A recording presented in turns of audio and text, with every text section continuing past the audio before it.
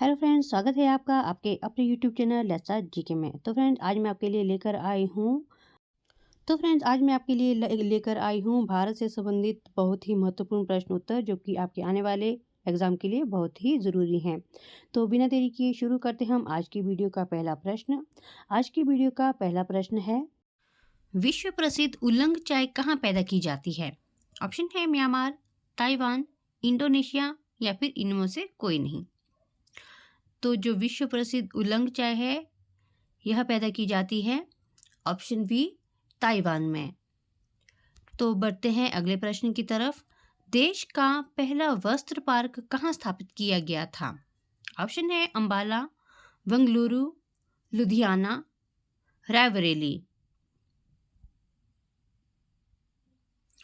तो जो देश का प्रथम वस्त्र पार्क स्थापित किया गया है यह किया गया है ऑप्शन बी बेंगलुरु में। सार्क मानव संसाधन विकास केंद्र कहाँ स्थित है? ऑप्शन है कराची, इस्लामाबाद, भूटान, नेपाल। तो यह स्थित है ऑप्शन बी इस्लामाबाद में। रीढ़ में कुल कितनी हड्डियां होती हैं? ऑप्शन है 32, 33, 36, 44। तो रीढ़ में जो कुल हड्डियां होती हैं वो होती हैं 33। भारत के किस राज्य का सबसे लंबा समुद्री किनारा है? ऑप्शन है केरल, गुजरात, महाराष्ट्र, तमिलनाडु। तो जो सबसे लंबा समुद्री किनारा है फ्रेंड्स तो ये है गुजरात, ऑप्शन बी ठीक होगा। और फ्रेंड जो सबसे लंबा गुजरात है समुद्री किनारा तो इसकी लंबाई जो है वो है 1600 किलोमीटर। उर्दू किस भाषा का शब्द कहलाता है? ऑप्शन है तुर्की, फारसी, अरबी, संस्कृत। तो जो उर्दू है यह है ऑप्शन ए तुर्की भाषा का शब्द। कौन सा देश गेहूं का सबसे बड़ा उत्पादक है? ऑप्शन है ब्राज़ील, फ्रांस, चीन, यूनाइटेड स्टेट्स। तो गेहूं का जो सबसे बड़ा उत्पादक देश है वो है ऑप्शन सी चीन। अगर आपको पूछा जाए फ्रेंड कि दूसरे नंबर पर गेहूं का सबसे बड़ा उत्पादक देश कौन सा है तो वो है भारत। चंबल नदी के तट पर कौन सा शहर स्थित है?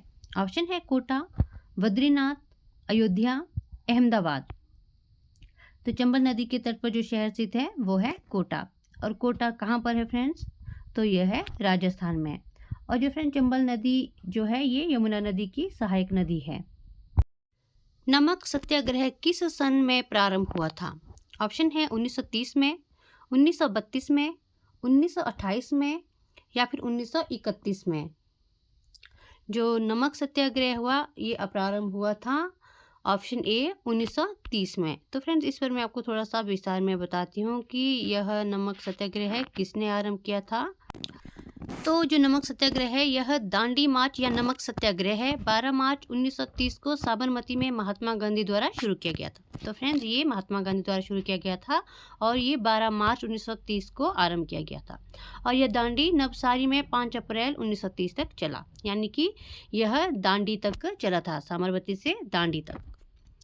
कायदे आजम किसे कहा जाता है? ऑप्शन है महात्मा गांधी, भगत सिंह, जवाहरलाल नेहरू या फिर मोहम्मद अली जिन्ना को।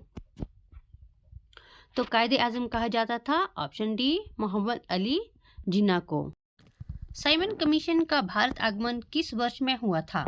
ऑप्शन है 1930 में, 1928 में, 1925 में या फिर 1935 में। तो साइमन कमीशन का भारत आगमन हुआ था ऑप्शन बी 1928 में। तो मैं फ्रेंड्स आपको साइमन कमीशन के बारे में थोड़ा सा विस्तार में बताती हूँ। 8 नवंबर 1927 को ब्रिटिश सरकार द्वारा साइमन कमीशन की स्थापना की गई थी, यानी कि इसकी स्थापना जो है 8 नवंबर 1927 को हुई थी, जो उस समय स्टैनली बॉल्डविन की प्रधानता के अधीन था। साइमन कमीशन 7 सदस्य आयोग था जिसे भारतीय संविधान आयोग के नाम से भी जाना जाता है, यानी कि इसका दूसरा नाम भारतीय संवैधानिक आयोग है। और ये साइमन आयोग एक क्या है श्वेत आयोग था। मठ मंदिर और स्तूप किस धर्म से संबंधित है? ऑप्शन है बौद्ध धर्म, जैन धर्म, हिंदू धर्म, ईसाई धर्म। तो इसका सही उत्तर है ऑप्शन ए बौद्ध धर्म। पहली औद्योगिक क्रांति किस देश में हुई थी? ऑप्शन है Germany, France, America, great Britain. तो पहली औद्योगिक क्रांति जो है ये हुई थी ग्रेट ब्रिटेन में। और फ्रेंड्स ये कब हुई थी? तो ये हुई थी 18वीं शताब्दी में हुई थी। ये 1760 और 1820 ईस्वी के बीच में यह क्रांति हुई थी। बहुत ही महत्वपूर्ण प्रश्न है, काफ़ी बार पूछा जाता है। मध्य प्रदेश में पीतमपुर किसके लिए जाना जाता है? ऑप्शन है कागज़, जूट, ऑटोमोबाइल या फिर एल्यूमिनियम। तो जो पीतमपुर है यह जाना जाता है ऑप्शन सी ऑटोमोबाइल के लिए। गुप्त काल की सोने की मुद्रा को क्या कहा जाता था? ऑप्शन है निषद, दिनार, काकिनी, करशापन। तो गुप्त काल में सोने की मुद्रा को कहा जाता था ऑप्शन बी दिनार।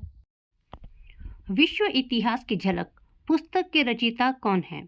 ऑप्शन है जवाहरलाल नेहरू, लियो टॉल्स्टॉय, महात्मा गांधी, इनमें से कोई नहीं। तो विश्व इतिहास की झलक पुस्तक के लेखक हैं जवाहरलाल नेहरू। लाइफ डिवाइन पुस्तक के लेखक कौन है? ऑप्शन है राधा कृष्णन, महात्मा गांधी, अरविंद घोष, रविंद्रनाथ टैगोर। तो लाइफ डिवाइन बहुत ही फेमस पुस्तक है फ्रेंड्स। अगर आपको उत्तर पता है तो कमेंट बॉक्स में अपना उत्तर ज़रूर बताएं। तो जो इसके लेखक हैं तो वो हैं ऑप्शन सी अरविंद घोष। महात्मा गांधी ने भी 9 पुस्तकें लिखी हुई हैं, जिनमें से सबसे प्रसिद्ध पुस्तक जो है इनकी वो है, इन्होंने आत्मकथा नामक पुस्तक इनकी बहुत ही फेमस है। पृथ्वी को और किस नाम से भी जाना जाता है? ऑप्शन है लाल ग्रह, नीला ग्रह, पीला ग्रह, हरा ग्रह। तो पृथ्वी को और नाम से जाना जाता है तो वो है ऑप्शन बी नीला ग्रह। तो फ्रेंड्स पृथ्वी को नीला ग्रह इसलिए कहा जाता है क्योंकि पृथ्वी पर 71% पानी है और पानी का रंग कैसे होता है? नीला होता है, इसलिए पृथ्वी को नीला ग्रह कहा जाता है। महात्मा गांधी दक्षिण अफ्रीका से भारत किस वर्ष में लौटे थे? ऑप्शन है 1917, 1915, 1916, 1920। तो जो महात्मा गांधी है वो दक्षिण अफ्रीका से भारत लौटे थे ऑप्शन बी 1915 में। अगला प्रश्न है मोपला आंदोलन 1921 में कहाँ हुआ था? ऑप्शन है तेलंगाना, मालाबार, विदर्भ, मराठवाड़ा। तो जो मोपला आंदोलन हुआ था ये हुआ था ऑप्शन बी मालाबार में। तो याद रखना है कि मोपला आंदोलन ये कब हुआ था? तो फ्रेंड्स क्वेश्चन में ही आंसर दिया हुआ है, ये 1921 में हुआ था। अगर आपने पूरा आंसर पूछा जाए, मान लो आपसे महीना भी पूछा जाता है और डेट भी, तो ये हुआ था 20 अगस्त 1921 को। तो फ्रेंड्स ये थी आज की वीडियो के टॉप 20 क्वेश्चन। आपको वीडियो कैसी लगी कमेंट बॉक्स में ज़रूर बताएं और वीडियो को लाइक शेयर ज़रूर करें। Thank you.